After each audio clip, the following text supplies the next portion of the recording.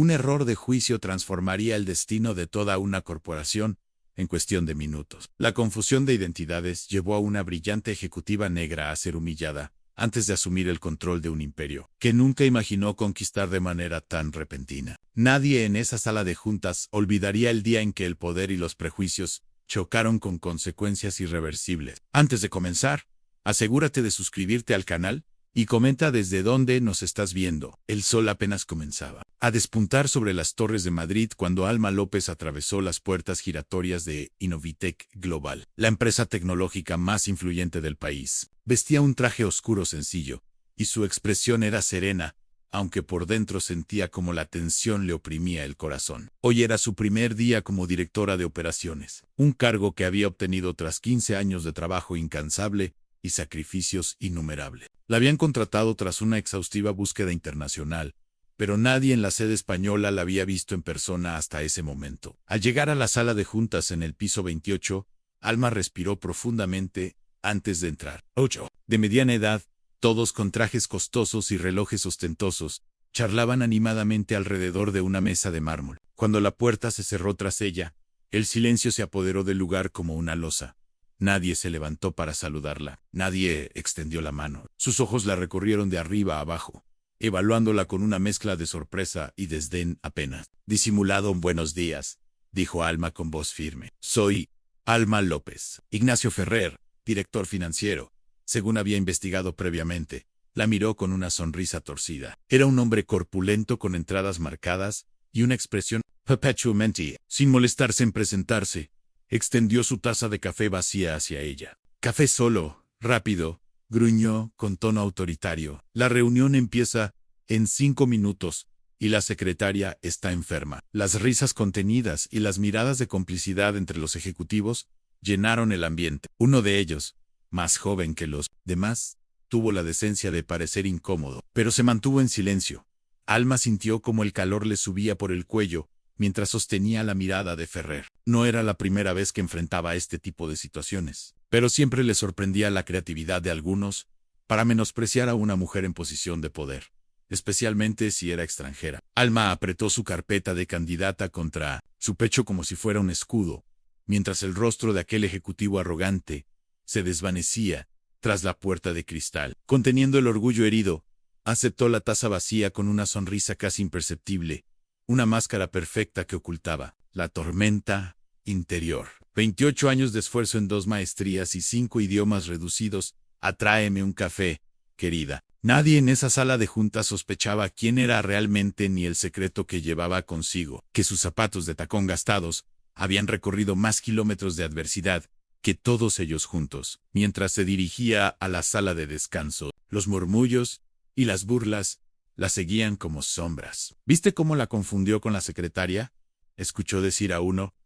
Se presentan con currículums inflados y luego no saben ni dónde está la cafetera, comentó otro, seguido de risas contenidas. Alma mantuvo la cabeza en alto. Su abuela le había enseñado que la dignidad no se mendiga, se ejerce incluso cuando nadie está mirando. En la cafetera industrial zumbaba, mientras Alma reflexionaba sobre su estrategia. No había llegado hasta allí para rendirse ante el primer obstáculo. Su determinación era más fuerte que cualquier humillación. Preparó el café con la misma precisión con que había preparado su presentación, meticulosa, calculada, perfecta, mientras el aroma llenaba la pequeña cocina. Repasó mentalmente los números que había memorizado, las debilidades de la empresa que había identificado, las soluciones que propondría. Cada insulto velado que había soportado en los últimos 10 minutos se convertía en combustible. Colocó la taza en una bandeja pequeña, junto con un sobre cerrado que extrajo de su carpeta. El sobre contenía algo que cambiaría el rumbo de aquella reunión, de aquel día, y posiblemente de toda la empresa. Respiró hondo, alisó una arruga imaginaria de su falda, y se dirigió de vuelta a la sala de juntas. Los tacones resonaban contra el suelo de mármol, como un metrónomo que marcaba el ritmo de su resolución. Ya no era la mujer a quien habían humillado minutos antes. Ahora era la tormenta que se avecinaba en Alma. Se detuvo un momento en el pasillo, apoyándose contra la pared fría, mientras su mente viajaba años atrás a las calles estrechas de Vallecas. Podía casi sentir el olor a detergente barato que impregnaba la ropa de su madre Marta, cuando regresaba después de 16 horas limpiando casas ajenas. Estudia, mi niña, le repetía, mientras contaba monedas sobre la mesa de fórmica desgastada, calculando si alcanzarían para el alquiler o si tendrían que elegir entre pagar la luz o comer esa semana. La vida en aquel piso pequeño y húmedo había sido una constante lucha por la supervivencia, pero también una escuela de resistencia que ningún dinero podía comprar. Cerró los ojos y recordó las noches de invierno envuelta en 2 mantas, porque la calefacción era un lujo prohibido. Con los dedos entumecidos por el frío, pasaba páginas de libros de economía, rescatados de contenedores o comprados por céntimos en mercadillos callejeros. Su móvil, con la pantalla rota y la batería que apenas duraba 2 horas, se convertía en su ventana al conocimiento mientras escuchaba podcasts sobre mercados financieros y estrategias empresariales.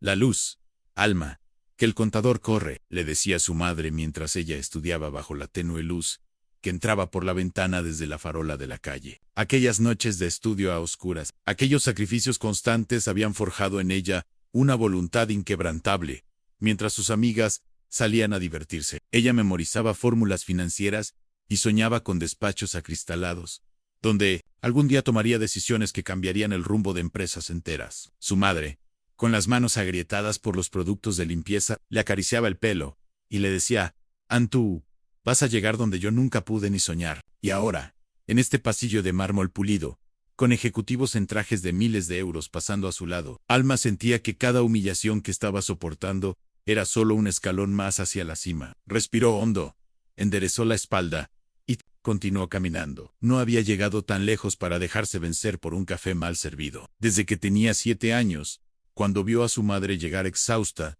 después de limpiar casas ajenas, Alma se hizo una promesa inquebrantable. Aquella noche, mientras su madre dormía en el sofá sin fuerzas para llegar a la cama, juró que algún día la sacaría de esa vida de sacrificios. «Nadie volverá a mirarme como si valiera menos», susurró en la oscuridad de su pequeño apartamento. Esa promesa, forjada en noches de estudio, a la luz de velas cuando cortaban la electricidad, se había convertido en el motor que impulsaba cada decisión de su vida a la universidad. Las noches sin dormir, preparando presentaciones, los rechazos, las puertas cerradas, todo lo había soportado con esa promesa grabada a fuego en su corazón, y ahora, mientras el café humeante llenaba la taza en sus manos, esa promesa ardía en su pecho con más intensidad que nunca. El aroma amargo le recordaba las mañanas en que su madre preparaba café antes del amanecer para llegar temprano a sus trabajos. Alma observó el líquido oscuro, viendo en él no solo el reflejo de su rostro determinado, sino